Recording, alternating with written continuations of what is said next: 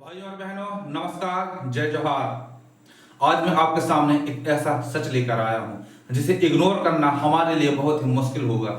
हमारे चारों ओर लपटें उठ रही हैं। भारत के लगभग सभी पड़ोसी देशों में पॉलिटिकल डिस्टरबेंस हो रहा है। नेपाल, बांग्लादेश, श्रीलंका, म्यांमार, पाकिस्तान, हर तरफ सत्ता की कुर्सी हिल रही है। यह उथल पुथल केवल सीमाओं के पार नहीं है, बल्कि इसकी गूंज भारत के घर घर तक सुनाई दे रही है। और अगर भारत ने अभी तत्काल इस ओर ध्यान नहीं दिया तो शायद यह हमारे देश के लिए भी नुकसानदेह साबित हो सकता है। आने वाले साल हमारी सुरक्षा, हमारी अर्थव्यवस्था और हमारे भविष्य को हिला सकते हैं। और हमसे हजारों किलोमीटर दूर बैठा अमेरिका यही चाहता है, और चाइना की नजरें तो वैसे भी भारत के ऊपर ही हैं। भाइयों और बहनों, 4 सितंबर 2025 से नेपाल हिंसा की आग में झुलस रहा है। सरकार ने 26 सोशल मीडिया प्लेटफॉर्मों पर ताला लगाया और युवाओं का खून खौल उठा। यह सिर्फ इंटरनेट का सवाल नहीं, यह सवाल है भ्रष्टाचार के खिलाफ, बेरोजगारी के खिलाफ, नेताओं की लूट और राजनीतिक धोखाधड़ी के खिलाफ। युवाओं का यह जेन जी आंदोलन इतनी भीषणता से फूटा कि संसद भवन को आग के हवाले कर दिया गया। सड़कों पर खून बहा और प्रधानमंत्री ओली को कुर्सी छोड़कर भागना पड़ा। सेना ने कर्फ्यू लगाया, गोलियां चलाई, लेकिन आग बुझी नहीं, बल्कि और भड़क गए। कई लोगों को जिंदा जला दिया गया। इन युवाओं की मांग यह थी कि करप्शन में इन्वॉल्व सभी नेताओं की संपत्ति की जब्ती की जाए, शहीदों का सम्मान और दोबारा से संविधान की नई रचना की जाए। यह कोई साधारण आंदोलन नहीं है, यह नेपाल की जेन जी यानी नई पीढ़ी का सत्ता से सीधा युद्ध है। इसी के साथ नेपाल में एक और तूफान उठा, राजशाही समर्थक आंदोलन। मार्च से मई 2025 तक राजशाही बहाली और हिंदू राष्ट्र की मांग ने सड़कों को लाल कर दिया। संसद की ओर कूच, पुलिस से भिड़ंत, लाठीचार्ज, मौतें और महीनों तक जारी हिंसा।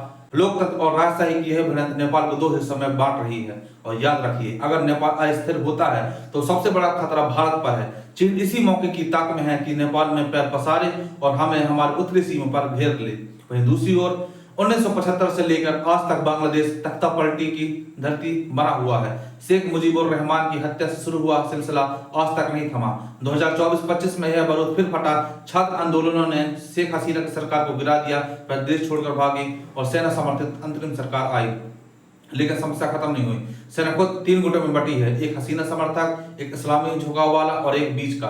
अवामी लीग पर प्रतिबंध लगा, चुनाव टाले गए और पूरा देश राजनीतिक भंवर में फंस गया। सोचिए, अगर बांग्लादेश में गृह युद्ध छिड़ा तो सबसे पहले रिफ्यूजी का सैलाब भारत की सीमा तोड़ेगा और कट्टरपंथी संगठनों को पनाह मिलेगी, जो भारत की सुरक्षा के लिए सबसे बड़ा खतरा है, क्योंकि भारत में सबसे ज्यादा रिफ्यूजी बांग्लादेश से ही घुसते हैं। वहीं तीसरी ओर श्रीलंका के हालात भी ठीक नहीं है। 2019 से 2022 तक श्रीलंका कर्ज, महंगाई और गलत फैसलों से बर्बाद हुआ। जब जनता के सब्र का बांध टूट गया तो उन्होंने राष्ट्रपति गोताबाया राजपक्षे को गद्दी से उतार फेंका। राष्ट्रपति भवन पर जनता का कब्जा, नेताओं की भागदौड़ और सत्ता का ढहना, ये सब पूरी दुनिया ने देखा। पर सत्ता बदलने से कुछ नहीं बदला। महंगाई जस की तस, IMF के कर्ज की बेड़ियां और जनता की उम्मीदें धूल में मिल गई। भारत को बार बार वहां मदद भेजनी पड़ रही है ताकि चीन अपनी पकड़ और न मजबूत बना ले। 2021 का तख्ता पलट म्यांमार को अंधेरे में धकेल चुका है। आंग सान सू की जेल में है, सेना सत्ता पर बैठी है और जनता विद्रोह में। सिविल नाफरमानी से लेकर हथियारबंद संघर्ष तक पूरा देश गृह युद्ध की दहलीज पर है। लाखों लोग बेघर, हजारों मारे गए, मानवीय संकट चरम पर है। म्यांमार की आग सीधे भारत की उत्तर पूर्व को झुलसा रही है। रोहिंग्या मुसलमानों का मसला आज भी भारत को झेलना पड़ रहा है। पाकिस्तान और चीन की दोस्ती सिर्फ व्यापारिक नहीं, बल्कि भारत विरोध की साजिश है।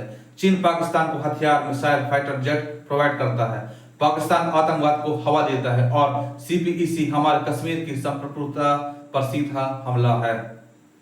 भारत को पश्चिम में पाकिस्तान और उत्तर में चीन, दोनों मोर्चों पर जूझना पड़ रहा है। यही 2 फ्रंट वॉर का असली खतरा है। इस लिहाज से देखें तो भारत को अपने चारों तरफ से ही खतरा है। नेपाल और बांग्लादेश से शरणार्थियों की बाढ़ का खतरा हो सकता है, जिससे संसाधनों की भारी कमी हो सकती है और इससे आगे चलकर जनसंख्या की भी समस्या पैदा होगी। पाकिस्तान से आतंकवाद और चीन से सीमा संकट और ज्यादा बढ़ सकता है। लेकिन इन देशों में हो रही उथल पुथल भारत के लिए एक अवसर भी ला सकता है। भारतीय संस्कृति वसुधैव कुटुंबकम की रही है, इसलिए वह इन देशों की मदद कर, खासकर नेपाल और श्रीलंका जैसे पड़ोसियों को मदद भी देकर भारत अपना दबदबा बना सकता है। यह समय चीन का प्रभाव काटने का सबसे सुनहरा मौका है। जय हिंद, जय संविधान, जय भारत।